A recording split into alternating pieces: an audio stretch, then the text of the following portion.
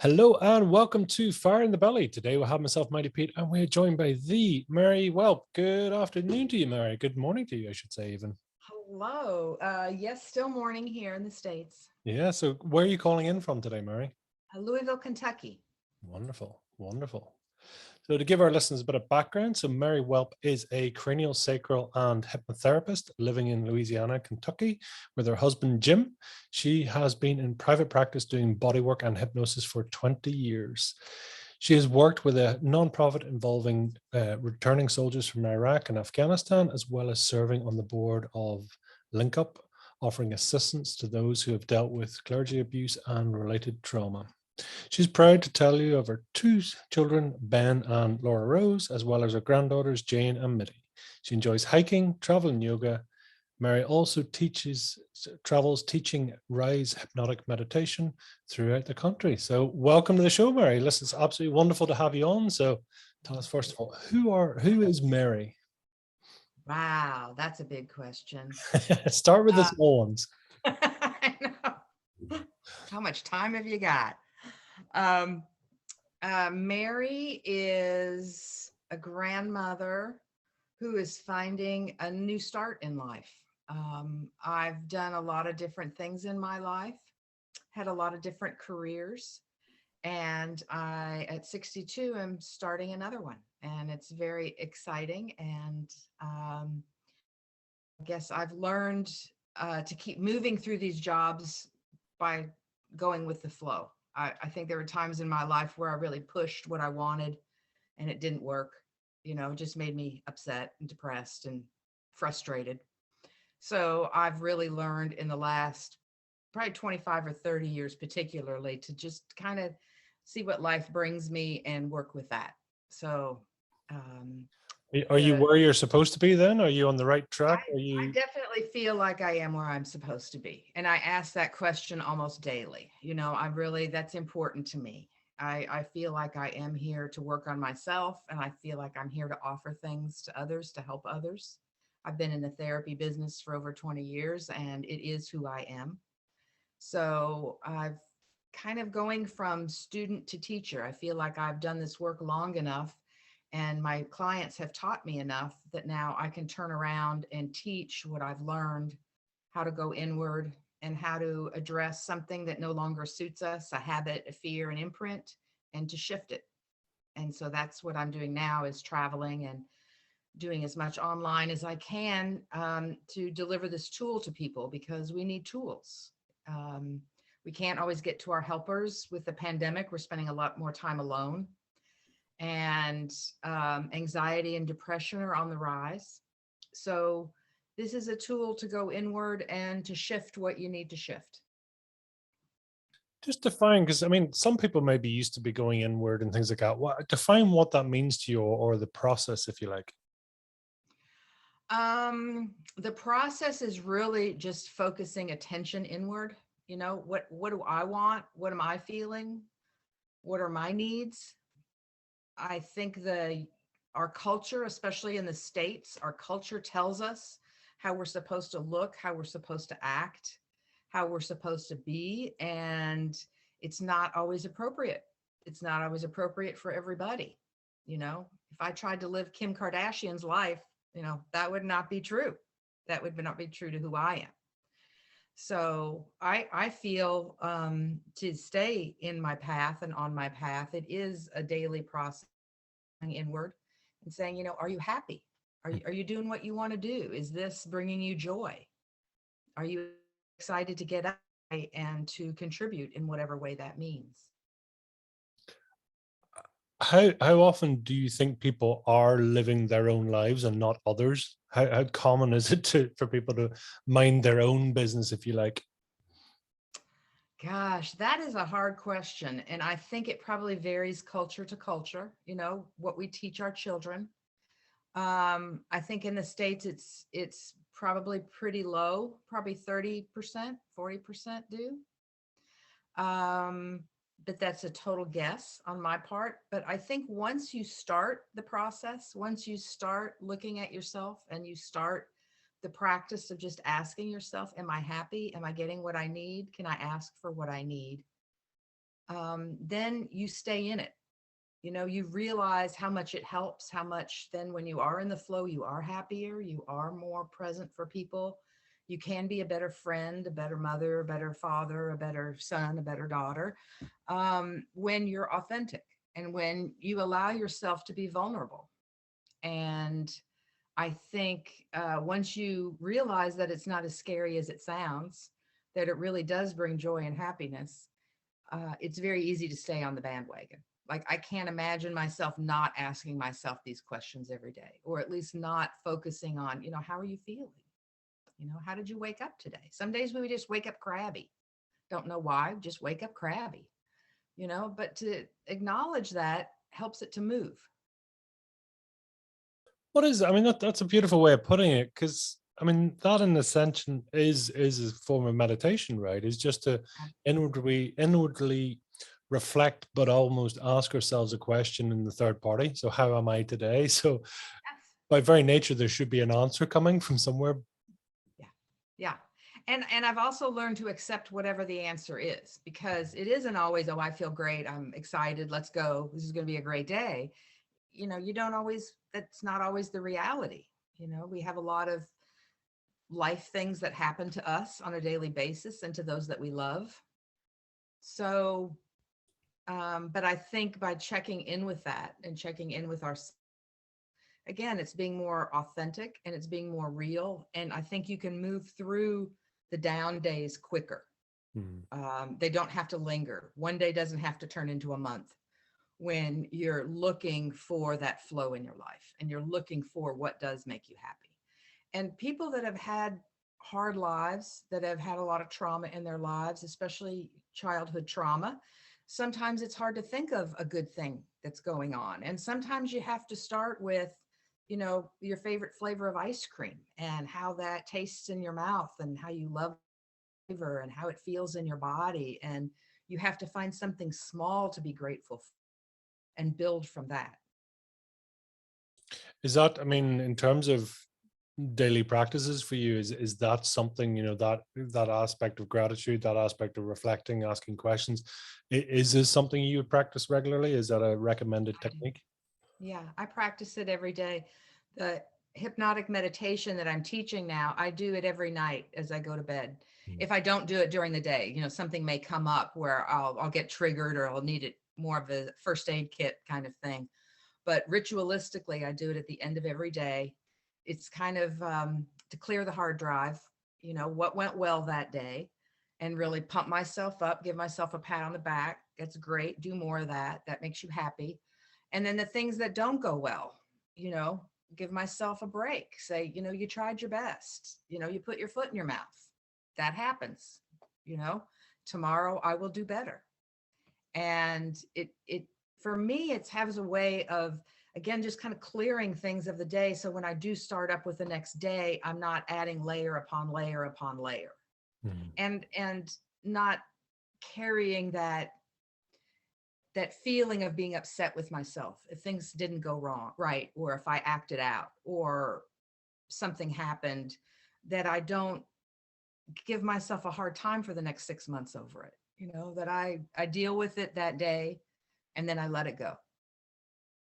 I mean, so many people will give themselves a hard time for a lifetime as well, won't they? I mean, they just carry Oh, it on. That's just who I am, right? we will tell things to ourselves that we won't tell another person. We say some horrible things to ourselves that we would never speak out loud to anybody, even a stranger, even someone we despise or disagree with.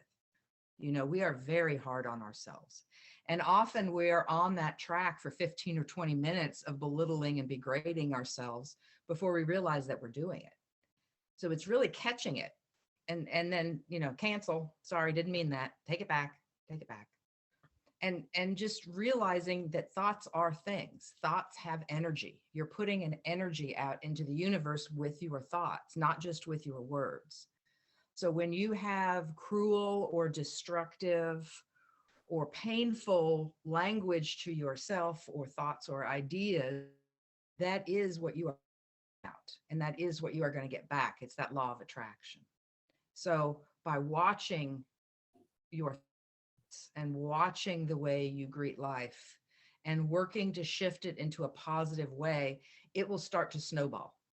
It is really pushing that snowball down the hill where, because it feels good, and it's also what the body, mind, and spirit really wants. You know, we're here to be happy. We're here to live good, successful, happy lives. And sometimes that's challenging. I have a little visitor. But yeah, so that aspect of, I mean, what's more powerful really? Is it to look into the negative side of ourselves or negative, aspect of who we are?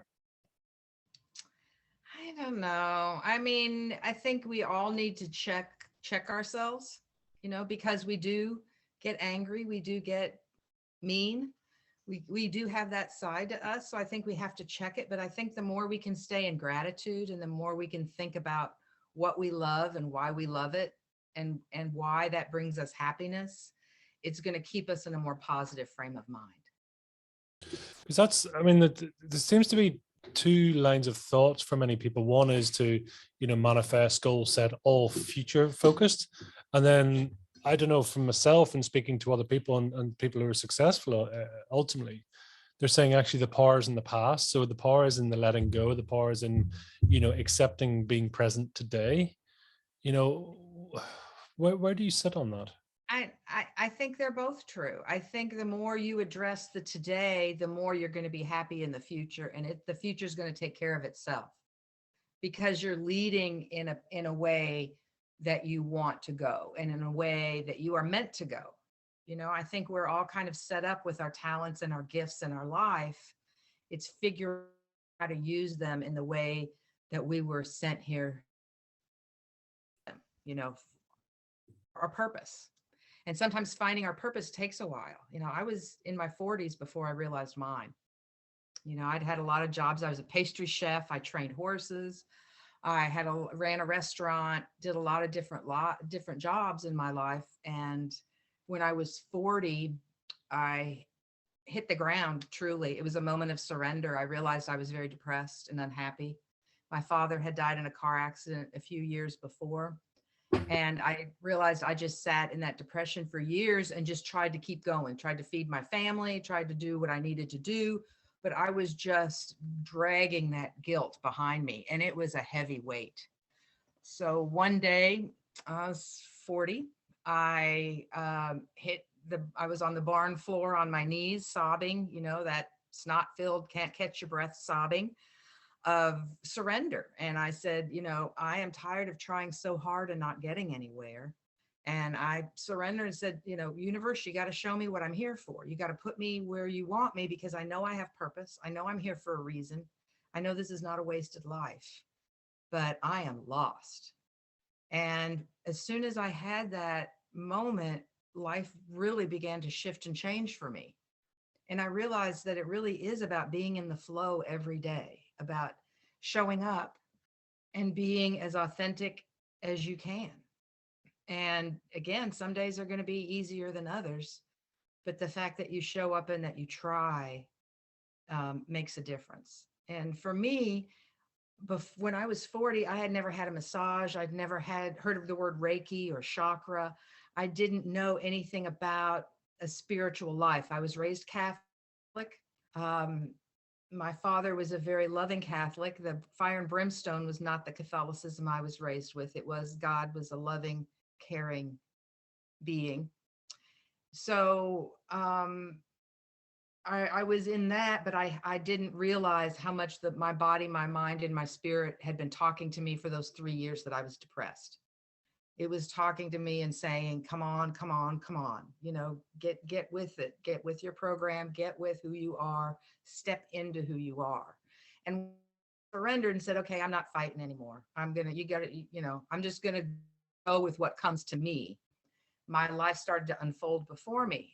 I was a pastry chef at the time, so I was at an alternative health clinic at their bed and breakfast. So I was making bread in the morning and cooking breakfast for the patients that were there at the clinic. I received my first Reiki attunement when I was working there. I took my first cranial sacral class while I was there. And then the physician who ran the clinic asked me to come and start working on patients. And these were people that were very sick. They were very either high levels of toxicity for one reason or another, or cancer, or autoimmune issues. They were very sick people. And I learned so much from them.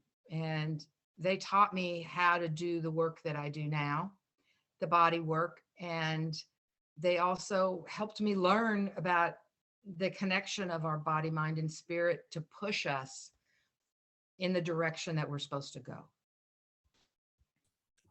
I mean, it's beautiful to have gone through that, and I'm sort of struck the fact that actually before 40, it was almost like this spiritual world, as you say, the bodywork side, the the Reiki, the cranial circuit therapy, etc. None of it almost was on your horizon at all. Not at all. Not at all. Although I will say I've always been a spiritual person. Okay. I've always felt close to nature. Always be raised with a loving God as my role model, not the fire and brimstone one. I was always open to that and open to something bigger than myself, that it's not all self-driven. It's, I'm part of a machine. I am a piece of a puzzle. And if I am not performing my job and I am not, that piece, if I'm not in place, then the whole puzzle looks weird. The whole, we all need to fulfill our roles. And I know in the States, our culture tells us to be something, to look like something, but it's not really encouraging us to go inward and be authentic, but what skills and gifts do you have? What do you want to offer the world? How can you make things better? And it's not always a big thing. It doesn't always mean hypnosis and body work and, running a podcast where you give people a voice. It's, just being kind. It's just being kind. I find that super interesting, the fact that, I mean, does the body have the answer? I mean, are we essentially, we're just bad drivers of the vehicle, for want of a better analogy? Yeah, we do. We just figure if we put gas in the tank, the car is going to run. And it's not that. And body work really taught me that. When I first started doing meditation, I had the false impression that you want to go out of body, up into the ethos somewhere. Our answers are up floating in the heavens and we want to bring it down, draw it in. And what taught me is that it's all in our cells, it's in our tissue, it's in our DNA, it's in here. So by even realizing where your pain is and investigating what pain in that part of your body means, what your body's trying to tell you, is huge. The chakras all carry different energetic balances to the body. So if there's an issue in a certain part of your body, there is an imbalance in your life associated with that part of your body. And Carolyn Mace wrote a beautiful book called Anatomy of the Spirit that I recommend to many people and go back to a lot. It's been my Bible working. If I'm working with somebody and I can't quite put my finger on what's going on, I go back to that book. And she really explains what we carry in our different chakras, what energy is there, and what the issue is. For the benefit of the reader or the listeners, my daughter came into the interview. She never comes into interviews. And not only that, she normally wouldn't sort of come here or whatever. And despite me sort of giving the look and sort of saying, don't come near, she still came here, which I find extremely interesting. The fact that there's some connection to yourself, Mary, there's some reason, because I have learned that my kids are teaching me, not me teaching them. Absolutely. So I'd say it's a massive credit to you, the fact that for some reason my daughter wanted to connect with you today. So it's powerful. My love back to her. Yeah, it's powerful.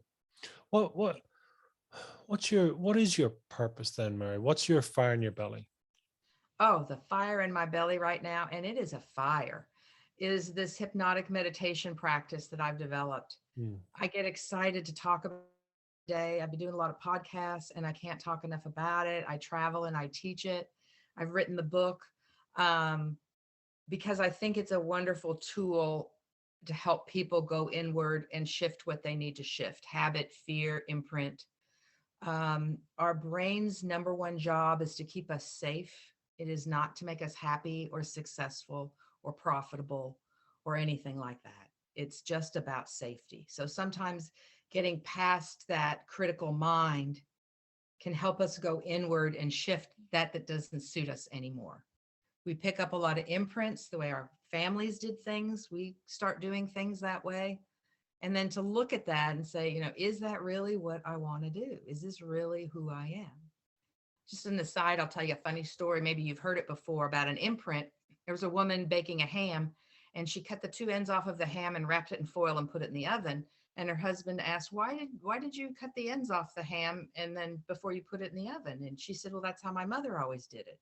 So she mother and says, Mom, why do you cut the ends off the ham before you wrap it and put it in the oven? She said, well, that's how my mother always did it. So the woman goes to her granny and says, Grandma, how come you keep cutting the ends off the ham before you put it in the oven? And Granny says, well, that's because that's the size that my oven was. So there's things that we pick up on in life that aren't necessarily true to us, aren't necessarily the right thing for us. But out of habit and out of imprint, we just continue that way. So I know I'm a very different person than I was in my 20s. If I still was working out of the same imprints and habits and fears that I did in my 20s, that wouldn't look so good on a 62-year-old. So, it's about change and changing into what you need as you need, to change things. So Rise is a beautiful practice because you can go inward and you can shift what you need to shift now. So maybe this month you need boundaries. Maybe, somebody's walking all over you and you haven't figured out how yet to have a boundary with them. Maybe that's your issue this month. Maybe next month your issue is sleep and you need to get better, good quality sleep. Then you can use Rise for that. So this is a practice that you can learn and you can have it for a lifetime to address whatever comes up in the moment. You get in a fight with your spouse, you can't quite understand what that's about. You need to go inward and kind of think about it and reflect on it and shift some things for yourself. That this is a beautiful practice for that as well. So it's something to do ritualistically. That's why I call it a meditation practice, because I'm encouraging people to sit in the same place, light the same candle, put on the same music, whatever resonates with, so that your body, your mind, and your spirit get used to the habit of doing this practice. And then it becomes very easy and quick to do. I got triggered in a restaurant one night. Someone said something a table over that I was about out of my chair. I mean, I was ready to blow up. And I thought, no, the rest of the restaurant doesn't have to, hear my word. It's not about me. It's not about them. It's about me and me being triggered. So I went to the bathroom and I did my Rise and kind of got it together, and I could go back out and participate without being the angry person that I was feeling in the moment. So it's also a great first aid tool.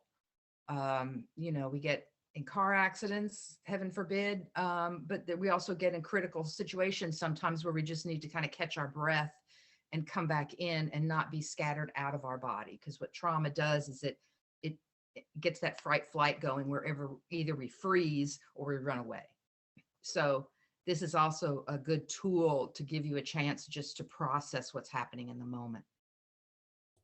I mean, it's so powerful and so beautiful. I mean, to give our listeners the proper book introduction. So the book is called Rise, Hypnotic Meditation, a lifelong skill for meaningful change in 4 easy steps. And I love it. So you have that acronym there that you're running. So you're running with the Rise acronym. So it's 4 Yeah, I didn't want people to have to look at a piece of paper or, that you can do it anytime you need it, that you have this in your head, in your heart, to go to it as a skill. So the acronym RISE stands for R is for relax. So you do a body progressive relaxation, take deep breaths, drop into your body, close out all the noise around you, focus inward. I stands for imagine. So you want to go to a place in your mind's eye that's very safe and happy for you. Some people, it's nature. I love to go to nature, to the beach, to the woods, to a lake. But also many people have reported they end up at their grandmother's attic where they used to play as a child, or a bedroom in a house that they loved, that they had when they were younger, that they really loved, or a backyard that they used to play in that they loved, or a tree house. So it doesn't matter where you go, that it needs to be somewhere that resonates with you. And then you want to really bring your senses alive in this place. So if you go to the beach, you want to feel the sand, how the sand is really warm on top, and you wiggle your toes down and the sand gets colder. You want to think about that. Think about the sun on your skin and how that feels. The waves, hear the waves crashing, smell the salty air, hear the birds, see the colors of the air and the water, really bring that place alive. And then S stands for suggest, and that's where you're planting the suggestion in the subconscious. So by doing the first two steps, you're eliminating that critical mind that says, I can't change. I'm going to be the same person I've always been. I have to do this habit. If I don't, who am I? So that first two really knock that down so that you can get into the subconscious and replace or put in whatever you want, and you can do this through visualization. If you are dealing with anger, for example, you could imagine it as a red hot ball of flame and put it in the ocean water and see it turn blue and see steam rise from the water and see it morph and change. Or you could just imagine your life, do the manifestation where you see your life. If I wasn't an angry person, how would I be? How would I react to situations? How would other people's reactions change to me? What would be different in my life?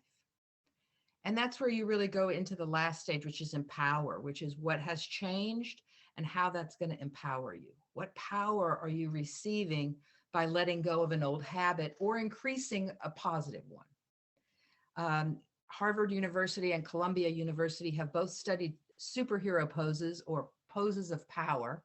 If you do yoga, that could be a mountain pose or a warrior pose.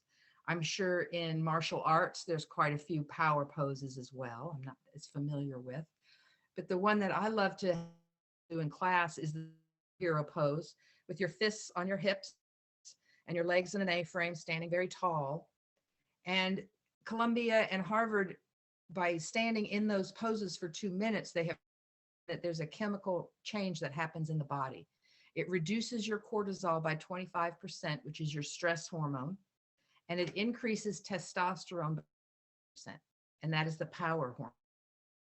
So just by standing for 120 seconds in a pose, you're changing something, shifting yourself. So after you've let go of something, then to incorporate this power that you feel inside from having let go of an old habit or anything that doesn't serve you anymore. It's a very powerful practice. And I think doing it as a meditation practice, doing it daily, really ritualizes it in the body and the mind so that you can very quickly get there. Now I do it and I can get into that state very quickly because I've been doing it for a number of years. And it doesn't take years, but it's a practice. It's so simple, isn't it, though? I mean, it's simple in so many ways, and yet we complicate the hell out of life in general, and we're always looking outside of ourselves. We're looking for the next thing, but that probably get my soapbox here a bit, but I mean that's almost the, it's the marketing departments of X, Y, and Z social media channel or product or whatever versus your inner mind. And it's understanding that. Yeah. Take this pill. And then we realize, well, that pill gave us another problem we need to take another pill for. And we think that's easier. And maybe some people have to go down that road before they realize, and I know many people that have gone down that road of just, give me another pill for another symptom before they hit bottom. And they realize they need to start peeling those layers away of unhappiness and of codependency and of depression and of anxiety, and admitting really how they feel and what they need. And in our culture, we give a hard time to people who state what they need. And there's nothing wrong with that. We all have needs. I know if I don't get alone time, I get very crabby. And I know that is a need I have. And now I can tell my husband, I need some alone time. No offense, but I'm shutting the door and I'm going in this room for a couple hours. I just need it, or I'm, for my balance. And so it's finding what is your balance and asking for what you need to keep that balance. And that's really what the body wants, is balance. not too much of anything. And I find that sort of super interesting. I mean, how do you validate what the body wants? Because you throw a bit of ego in there, subconscious chatter. You throw a bit of sort of all the usual outside influences. I mean, how do you know what's good for you? The relaxation state. Okay. If you relax yourself very deeply and start asking questions, you can't lie to yourself because you're in a relaxed state. Can you And give an you're, example of those questions that you would ask yourself to help understand why that? am I not happy?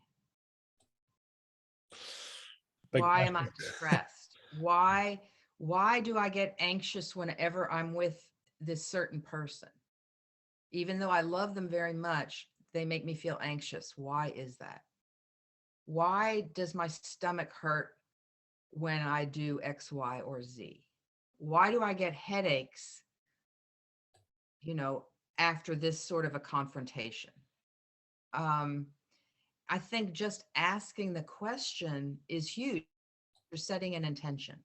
Mm. And intention is what moves energy. So if you change your intention from me, and the ego, and you change it to a more general, I'm happiness or peace or balance, then it shifts the, the dialogue, and then the answer can come up from within. I often do this when I'm debating something for my business. Do I do this or do I do that? I have a limited amount of time. I have a limited amount, that I can do this sort of thing. What do I do? And I'll go inward and get quiet, and the answer will come to me. And then I'll just go with that. And it hasn't, because I'm asking myself and I'm going deeply, I also can't blame it on anybody else. It's not. And I think when we get unhappy, we look for the world around us to change. If my husband would just stop dropping towels on the floor, if my dog would stop, dirtying my carpets, if, then I would be happy. If, if someone loved me more, if someone did this, someone did that, can't affect change in anybody else. We can only affect change in ourselves. So we need that inward focus and a moment of time, really, to get true with who we are and what we want. And once we start comparing and well, my neighbor has it, so I must need, and saying those kind of things, we're getting out of our own authenticity. Go inside. Do I really need X, Y, or Z that my neighbor has? If it comes up, yes, I really do need it, then maybe you do need it, but maybe you don't, and just asking the question, I think, is so validating to ourselves. It's okay. My opinion does matter, even if it's just to myself. I'm not asking for the answer to my question to be from without. I'm validating what comes from within. Is life like one big, they talk about the 5 stages of grief, and it's along the lines, I've written them down. There's this denial, anger, bargaining, depression, and acceptance. And I'm kind of, what I'm hearing here is almost that aspect of, we look at somebody else and then we get angry that we maybe have it or don't have it, or should have had or could have happened. Then you sort of say, if I did this, then that might happen. If I go in this course, if they love me more, if if he just cleaned up, took the towels off the floor, whatever, then you sort of give up almost hope until you then accept who you are. Does that make sense? It does. It does. Because it's all got to go back inward, and I don't know why, but that seems to be the last place we look. We'll read a book, we'll watch a documentary for our answers. We'll look outside of ourselves more often, I think, than we go inward. And I think that's where, especially now when life is so chaotic, the pandemic has had us so isolated, our children are so anxious and so confused. There's a lot of emotion that's come up in the last couple of years. I think that we need tools and we need a way to get a handle on it, to keep living our best life. Because when fear starts running our life, it's not good. It's not purposeful. We're dealing out of a negative, not a positive. Super interesting. So you talk about there the best life. I mean, what would be a commandment or set of commandments, if you like, or a principle to basically live your best life? What would that be? The first thing on the list I would say is being authentic. Okay. Um, Second would be being vulnerable. Mm-hmm. Let yourself be embarrassed. Let yourself be sad. It's okay. We all feel those. Don't push them off. Gratitude would be up there. Um, and then I think everyone needs to find their perfect physical balance as well. How much sleep do you really need a day, and are you giving that to yourself? What type of food really feeds your mind, your body, and your soul, not just your depression or your anxiety? When we are stressed, we crave salt. When we are depressed, we crave sugar. So, realizing that and changing our diet. Anything like that that's really it seems self-centered and selfish, but it's not. Because the more real we are with ourselves and the more authentic we are, the more we're giving everyone around us permission to do the same. And I know with my mother, I'll give you an example. She won't tell you what she needs. She expects you to know what she needs. So there's this dance we do all the time. Well, what do you want, Mom? Oh, I don't know. What should I don't know.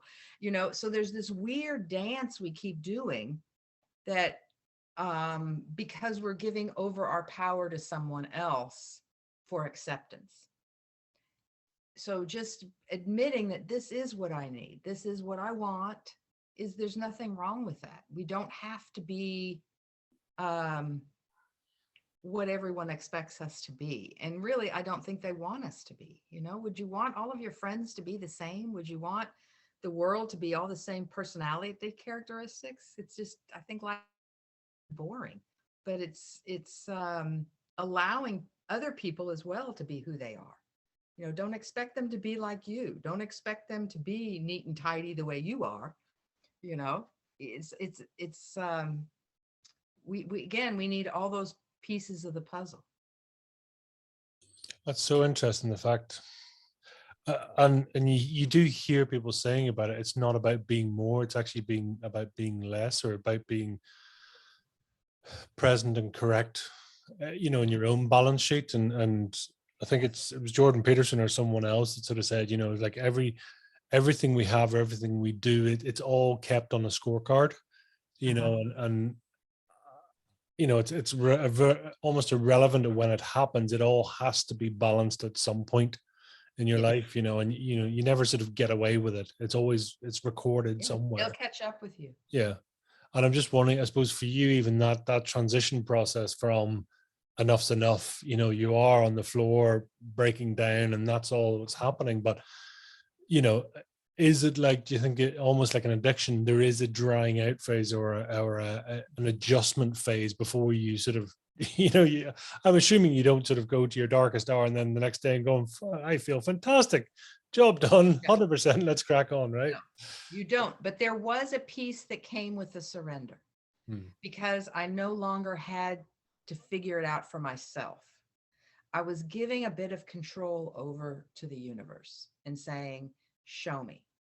And once I said that, it really did start to happen very quickly.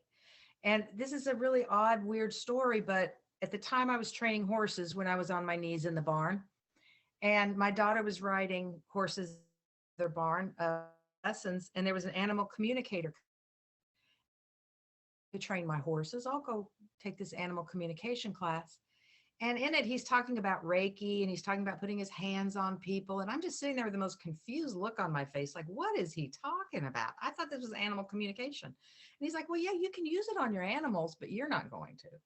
It's like he could see things in me that I didn't see in myself because I had been pushing an agenda.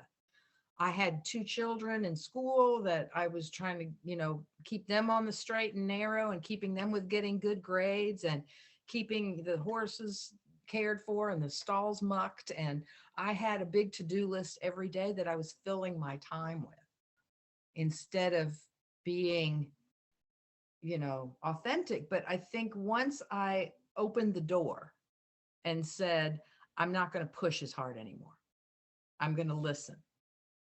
So start talking. It did. Life did. Life started to direct me. And then it was me just having faith that things would work out in the long run. And again, I've always had this feeling, I don't know if everybody does, maybe everybody does, but this life is not wasted. We're here for a reason. And even if it's just to be authentic in ourselves, it doesn't mean we have to go out and be healers or be therapists or anything like that. But if we're just authentic to who we are, that has been something all my life that's been important to me. And so I think I do keep pushing myself towards that authenticity because I know I'm here for a reason. So, and I don't know what it is. Life's big. When I was college, Reiki wasn't around. Reiki was not a word. I'm sure chakra was, but Reiki was not anything I could have even spelt for you. I had no idea, much less other types of body work. And massage was something kind of weird and odd. You get naked on the table and you let somebody put their hands on you. What? And now, gosh, I can't go a month without one. But so it's also looking at where we shut ourselves down, where we say, no, I can't do that, or no, I have to do this. I have to cut the ends off the ham, but do we ask ourselves why? Why do I have this pattern? Why do we always have to eat at exactly 6 o'clock every night? We can't eat at 6:05. Wherever you see yourself putting limits on yourself, ask yourself why and see what comes. Do you think, meditation, that taking that time to reflect, do you think most people are able to reflect on themselves enough, or do you think is it useful to have an outside party to reflect off? And sort of the question is, can people self-help, or is it more useful to be guided, or to have this mastermind, coach, mentor? Yeah, I really think it depends upon the person. Okay. I think if you are dedicated and you practice going inward and quieting yourself, if you can do the first 2 steps of rise, then you can, because it is just relaxing yourself and changing. It's not asking for approval and permission and instruction from the world. It's turning it inward and asking it from ourselves. So I think anybody can do it. It is a practice, like yoga is a practice. My first down dog didn't look very pretty, but I can do it pretty well now. You practice and it becomes ingrained. It becomes a part of who you are. And so then it's very easy and it's very quick to ask yourself, to get that read, okay, yeah, this is what I want. Okay, no, not now. Maybe later, not now, or whatever the answer is. But if you're not asking yourself the question, how are you ever going to get the answer? On that, I'm curious, so many times in life and business and goals, whatever, we set goals. And I'm very conscious that they are conscious based activities, projections, whatever. Yeah. Is that healthy, or should we be going the other way around? Is almost asking our imagination, saying, because you mentioned there, it's like, I'm not sure necessarily what my purpose is yet, or what my true calling is yet, etc. Should we be trying to just stay open and neutral and saying, listen, what will be, or should we try and guide ourselves, but maybe stay loose in the saddle to adjust accordingly? I love that. I think it's the latter. Okay. But it may be different for different people. I can only really speak to my experience with that.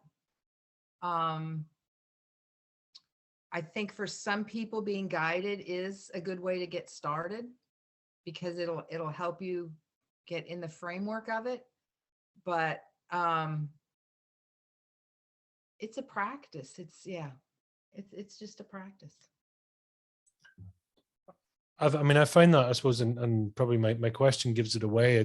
That's almost my own curiosity. It's, how much we should try and steer our lives, and like saying how much we should just be there. But I suppose, even as you say, that the rise practice at least gives you the opportunity to continually ask the question, or to continually sit in reflection.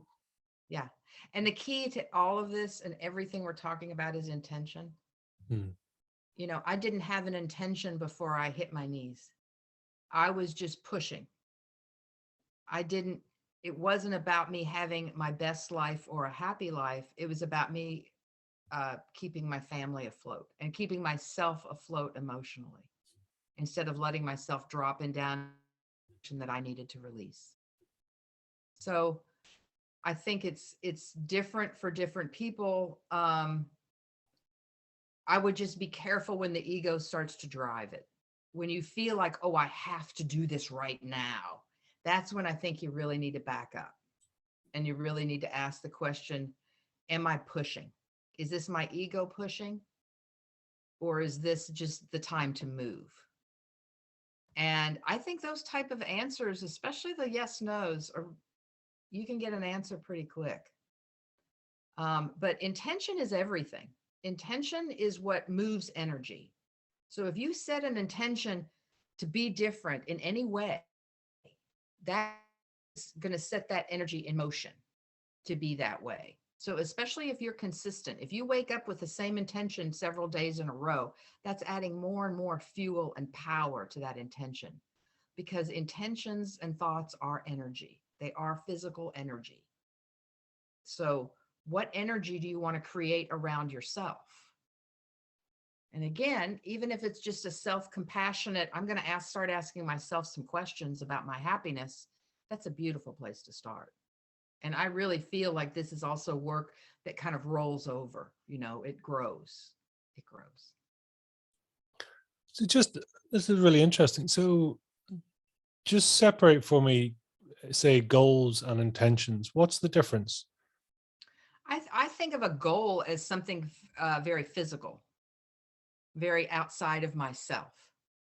An intention is almost a wish with power. I love that. So is it kind of, what I'm hearing is almost like it's a code of conduct. It's how you apply yourself. Yes. And it's where you put your energy. Are you putting your energy in what you fear? Oh, I don't want that. I don't want that. I don't want that. Are you putting your energy into that? Or are you putting your energy into, oh, this is really what I want. This is really who I am. are you pleasure driven or pain driven? Where are you driven? Pleasure, for sure. For sure. I've had enough pain. I run away from the pain. I mean, we all deal with it still, I'm sure I'll have more of it in my life, but I'm certainly not going to want to attract it. It doesn't motivate me. It drops me down into a place that doesn't motivate me. Happiness motivates me. Peace, contentment motivates me. I kind of get a feeling, and it's probably a mass assertion, but it's that thing is, we don't necessarily, if we're not in tune enough, or we're not awake enough, the only thing that actually we can respond to, or triggers us enough, is the pain. Because unless we're awake, then the pleasure part just doesn't hit the spot. It isn't loud enough for us to be switched on and hearing it. Interesting. And I wonder if that's nature's way. Yeah. Like, it gives us little hints and little pushes, and then it's got to get louder and louder and louder until it's dropping bricks on our heads. Yeah. Saying, wake up. Yeah. I need you over here. This is what you're supposed to be doing. Isn't that so interesting? Even just seeing it like that, it's deafening silence. It's deafening, genuinely. It's not, we're chasing it. And I've been there and done it. I know my own corporate career that I had, I chasing. Now I have, bar the experience, I have nothing to show for it as such. But are you happy? I've never been so happy in my life. And in that, I mean, to me, that's what it's about. It's not about how much we die with money in the bank, or what our position is, what what title we have behind our name when we pass from this life and go to the whatever. Um, yeah, it's about being happy, spending time with that daughter. There's so many people, and there's an expression which I would sort of regularly use is, your voids are your values for many people. So the voids that they have in their life they're the things that we seek, so, and it's interesting, when we talk about our, what is your value set, I like to call them more like, your soul values opposed to core values. Yes. But so many people will rate honesty as their values or one of their needs, and you're going, that's really curious. Surely honesty is something you need because there has been a lack of it at some point, hence why you value it, right? Does that make sense? Yeah, it does. It does. And I guess it doesn't matter how you get there. you know, if you're looking at your voids and working from that place or working from your values, as long as you're heading direction towards your filled life feels like and looks like, I don't know that it matters as long as we get there. I mean, living in your voids and depressed. But if that's where you start, because that's what you're feeling, that's authentic and real. If all you feel is lack in your life, that's real. People do feel that, and that's authentic and that's real. But they also need to know that they have choice. And that's what I think our culture, again, does not give us choice. You can do it that way. You can look at your voids, or you can look at your values and increase your values. And maybe that depends upon personality type. I'm not really sure about that. But as long as it's growth towards happiness, towards fulfillment, towards authenticity, I'm kind of okay with how you get there. For many, and that's, I suppose, in reflection or in hindsight, I mean, is it that sort of, breaking down on the carpet, do we have to go to that point, or is it just that needs to be the breakthrough method at that time because, I was that stubborn. Yeah. I was that stubborn. And actually, I was so, my father taught me unconditional love. He was that to me. And I knew he always had my back. He was the first person I ever knew that passed. And he died on a Thursday in a car accident. The funeral was on Saturday. And on Sunday, I was told to go back to my life moving forward. And so I really felt like that, I didn't know what to do. I didn't know what to do with the grief that I had. I had no clue. It was the first experience and I had no guidance. So I realize now, looking back, I spent a good 3 to 5 years in a deep depression, functioning depression, but a depression.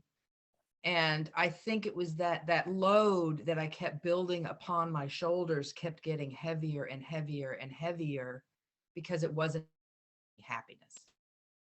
I was trying to put a grief where I really needed to just stop and feel it and realize and feel the love that I had with my father and recognize it and appreciate it and give glory to it. And that was something that I was afraid of. It's like, if I fall into that emotion, I'm never going to get out.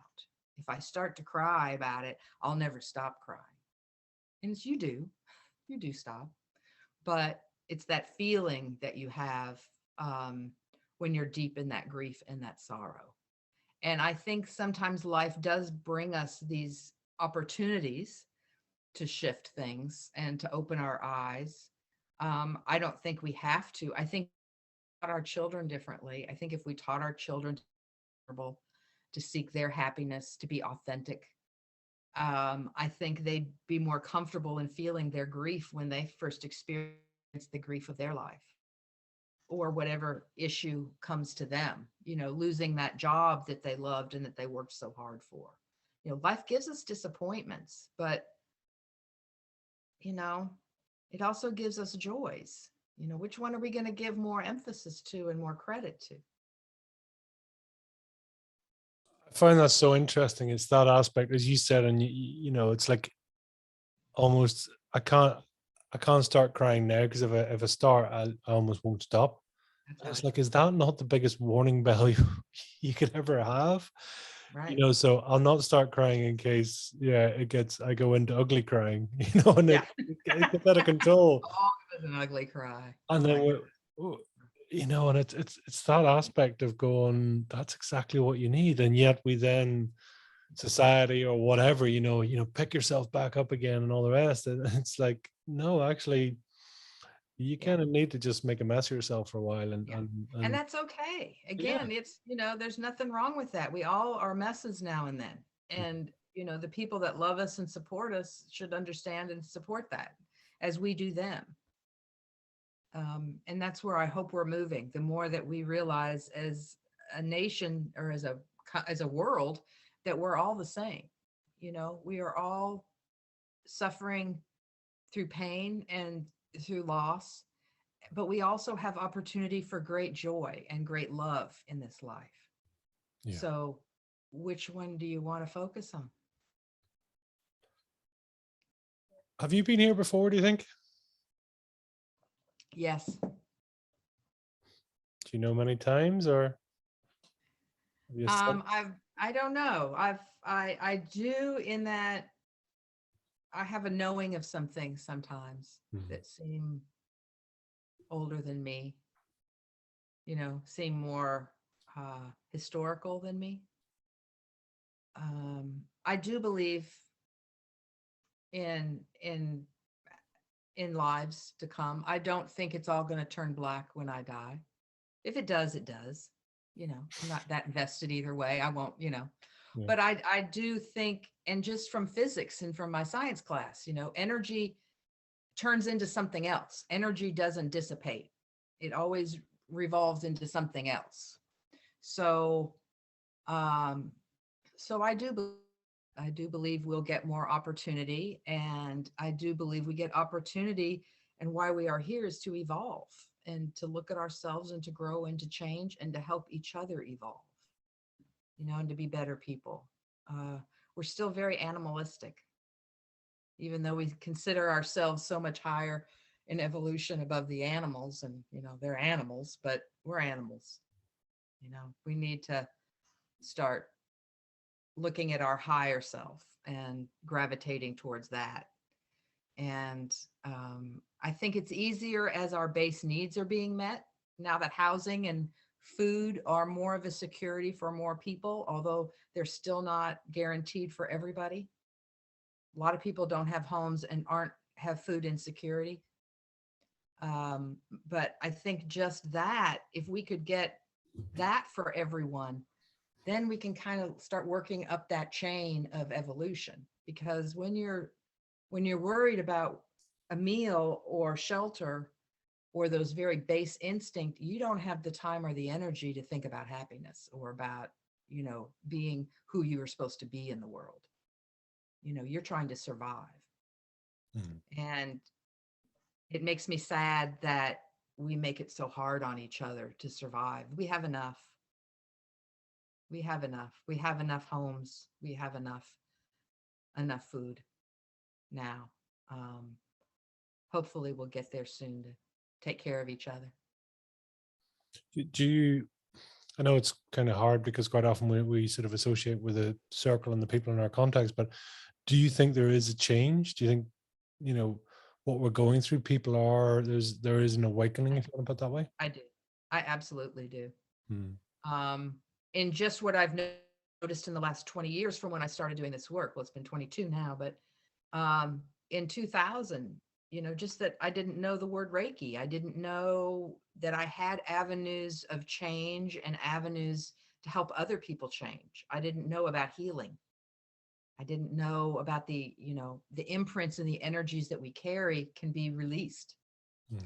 And I think more people are finding that now. I know here in the States, it's a real grassroots movement where I was receiving a lot of clients that were coming from their physicians, and it kind of surprised me.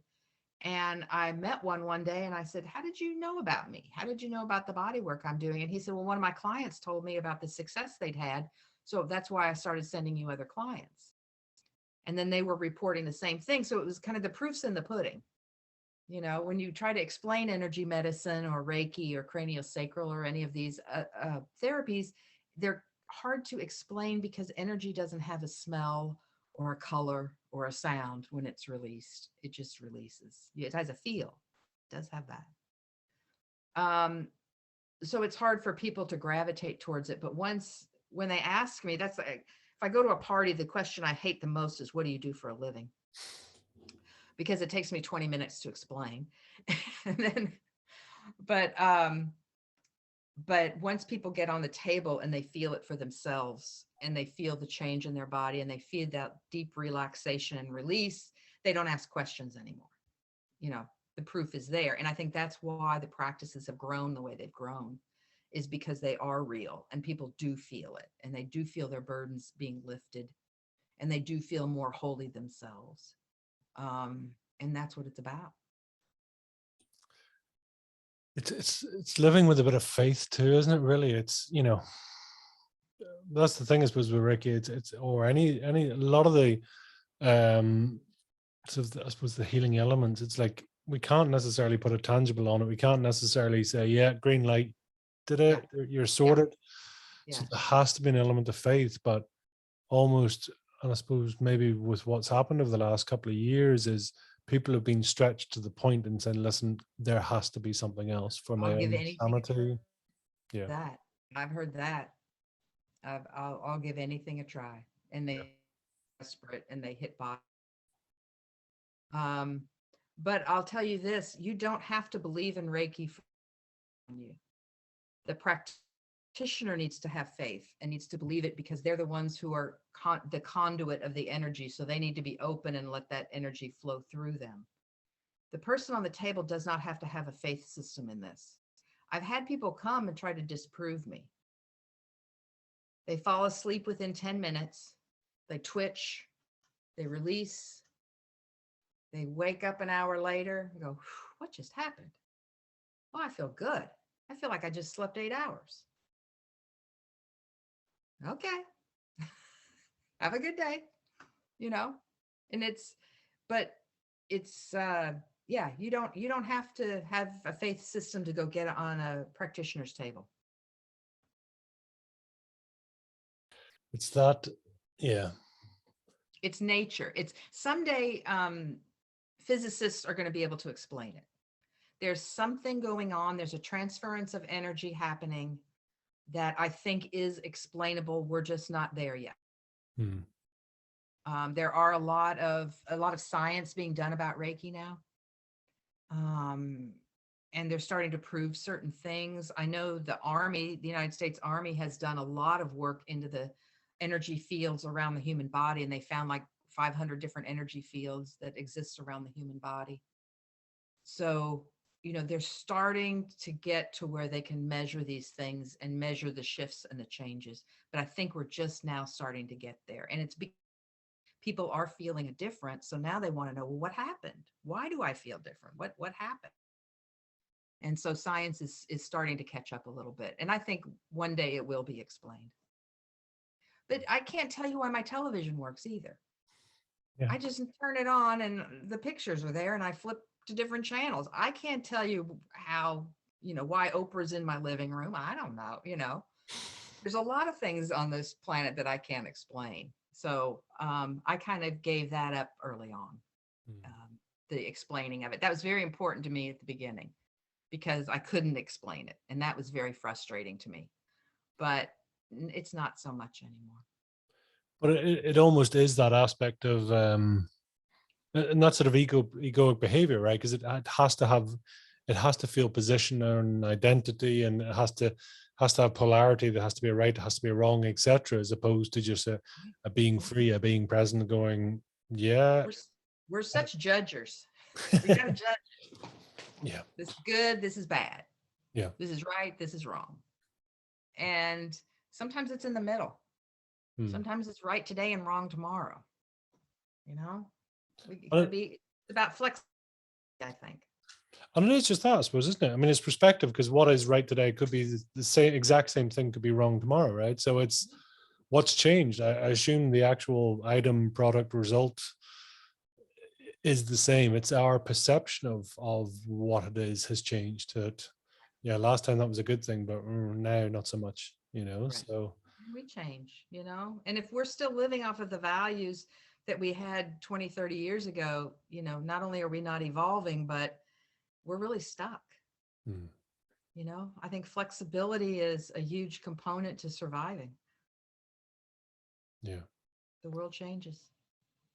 And that's, I mean, what I was going to say to you, what is almost a you know, is it that flexibility? Is it the sort of being present to just say, listen, okay, just to be an observer as opposed to a judger or anything else? Is that a useful trait to have in life? Being a judger? No, being, I suppose, being just listening, but without judgment, maybe the opposite. Oh, yes, yes, absolutely. I think that's what the best therapists do, Yeah. is they just let you be you and express what you need to express with no judgment. And again, that's, I think, that the definition of vulnerability as well, besides flexibility. And we've been talking a lot about vulnerability, but um, yeah, it kind of allows, we're not pre-designing our life. When we pre-design our life, we are excluding all of the extra magic and beauty that can happen in our life because we are setting ourselves down such a rigid path that maybe there's an opportunity for something that we had never dreamt of to happen. I know that was my experience. I ended up in a world that I never dreamt of. I didn't know it existed, but it's where I'm supposed to be. Mm. So if I hadn't had that moment on my knees in the barn, I don't know. I think I'd be a very frustrated, unhappy woman because I wasn't living who I am. And I didn't know what that was at the time. You know, it's so amazing the way timing is. You know, I think it all happened the way it was supposed to happen. I think those years of suffering that I had uh, came out to be purposeful. That was almost the dress rehearsal, right? Yeah. Yes. Yeah. And Exactly. I love saying that with people because otherwise they sort of, it's almost saying, well, what if my whole life has been a waste, you know, because, or people say when they finally get to where they want. And I'll never forget one particular interview, and a lady who had a very traumatic event, and when she was 7 years of age, and it took her to 50 to basically to process and to come out on top. Mhm. And asking her the question saying, you know, what would you change? And her answer was nothing. And saying, well, I couldn't be where I am had I not been through it. It was awful. And she went to hell and back in so many ways. But to have the hindsight or to have the wisdom to say, I had to do that because that was all the practice, that was all the reflection, that was all the lessons to give me the depth of who I am today. And that just blew my mind. Oh, and congratulations to her for doing that because so many people bury it and bury it and bury it and bury it for their whole lives. And they are very unhappy people. And they're in chains. They are truly in bondage because that emotion gets so stuck and it starts to drive us and it overrides our brains Yeah. and it sits on us very heavily. So kudos to her because again, I feel like she did the work of her life. That's why she is here, was to do that. And she learned beautiful lessons through that process that she won't have to go through again, is my belief. Like she's got it. She's got it. And she's figured out how to make herself happy and how to, you know, put her pain in perspective Yeah. So instead of powerful. it ruling her. And many of us let our pain rule us instead of our joy. Again, I suppose it's having that faith. I know even for my, I suppose, my own journey, there's times when, you know, this is what I want to do, this is what I want to do, and then you actually go on. But the problem is you're left in wanting. You know, that's all it is. And the problem, if you're too busy wanting, you're not taking the time to listen or to hear. You know, so yeah, no, Yeah. it's an amazing reflection. So it's but tell me, I mean, so is this something you're you're just getting deeper and more into every day? This is actively who you are, and something you sort of, I mean, what does the future hold for Mary, or is that's what's open to? Well, when the pandemic happened, the body work business closed for a couple of different reasons, not just because of the pandemic. So I lost my office space. And when I started thinking about renting a new space, it didn't feel right. When I got quiet and talked to myself about that or listened for that, it wasn't that. It was like, no, you need to teach. You've been a student long enough. Now you have something of value to teach. And I started thinking about this practice that I was doing with my clients, probably the last 10 years of the practice, which was marrying the body work and hypnosis together. So my clients would come in the door, maybe the first time with a physical ailment, and okay, my back pain's better, but I have this emotional issue, or I have this anger towards my sister that is unrational, and I really need to get a handle on it, or something like that I felt hypnosis was more appropriate for. So I got my hypnosis certification and started marrying the therapies together. And so as I sat with the pandemic in those months that everything was shut down, one day RISE really came to me. The acronym was a gift. It was, here, let's make it simple. Let's make it adaptable so everybody can do it. So anybody can pick up the book and read it and do this as a practice, or they can take the workshop. I also teach it in a 3-hour workshop and travel. Love to travel. So if anybody's ever interested in that, have a group together and would like to learn RISE, happy to help with that. And so I'm presenting at conferences this year, a couple of hypnosis conferences, at a mental health conference here in Louisville next weekend, some yoga festivals, really anywhere I am welcomed and invited. I show up because I really have a passion really feel like this is an important for right now. It's something that people can pick it up as a practice and individualize it for themselves. And it's time. So this is my passion now. I'm trying to rise, and get it out into the world, and to help people as best I can. Well, if you were really to describe your fire in your belly in 1 or 2 words, Mary, what would they be? To help, to be a helper, and to speak my truth. Powerful. Where can people reach out to you? Where can they get a copy of your book? Where can they hunt you down, follow you? Thank you. Please hunt me down, follow me. My website is www.risehypnoticmeditation.com. Sorry for all the letters, but I had to get it all in there. Rise Hypnotic Meditation. And on the website, there are videos. So I do have some guided videos. If people would like to listen to, they can get used to my voice that way and get it in touch with the practice. Also, there's a video about why RISE works, and I go into a little bit about the conscious and the subconscious mind and how that works. Also, where I'll be, but that's a great way to get a hold of me. I'm also going to be teaching a certification class in the fall, so I'll teach people how to teach RISE to others. So if you are a leader of a group or a yoga studio or a meditation group or anything like that, I'll be teaching that virtually online if anyone is interested. And then the book is RISE Hypnotic Meditation, and it's on Amazon, and you can get it as an ebook or you can get it as a soft cover book.